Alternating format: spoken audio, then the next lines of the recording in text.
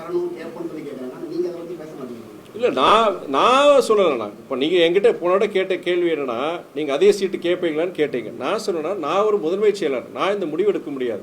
ஒரு இயக்கத்தில் பொறுத்த வரைக்கும் இயக்கத்துடைய தொண்டர்கள், நிர்வாகிகள் எல்லாருக்கும் ஒரு ஆசை.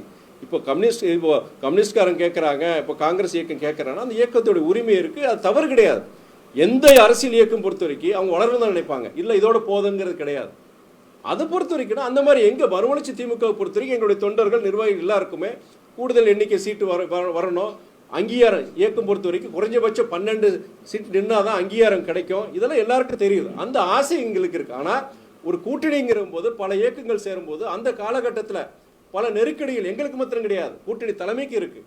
அப்படி இருக்கும் பொழுது அப்போ ஒரு பொது நோக்கம் சொல்கிறோம் இல்லையா, ஒரு காமன் அப்ஜெக்டிவ்காண்டி நம்ம சேர்றோம்.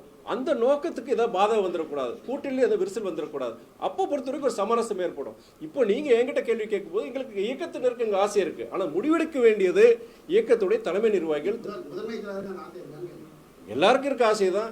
இப்போ எப்படி நீங்கள் கம்யூனிஸ்ட்காரங்களுக்கு, விசிகேக்கு, காங்கிரஸ்காரங்களுக்கு எல்லாருக்கும் ஒரு ஆசை இருக்கும், எங்களுக்கு ஆசை, அந்த ஆசை எனக்கு இருக்குது.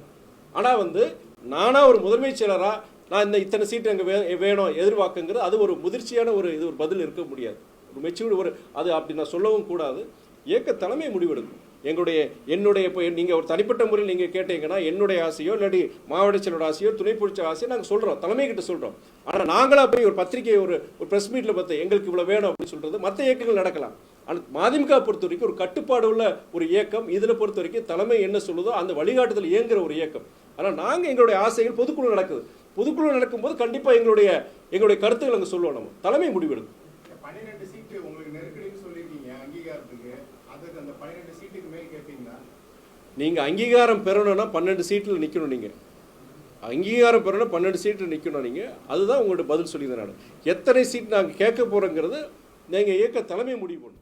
பிளே ஸ்டோர் மற்றும் ஆப் ஸ்டோரில் இருந்து பாலிமர் செயலியை QR கோடு மூலம் பதிவிறக்கம் செய்யுங்கள். செய்திகளை உடனுக்குடன் பெறுங்கள்.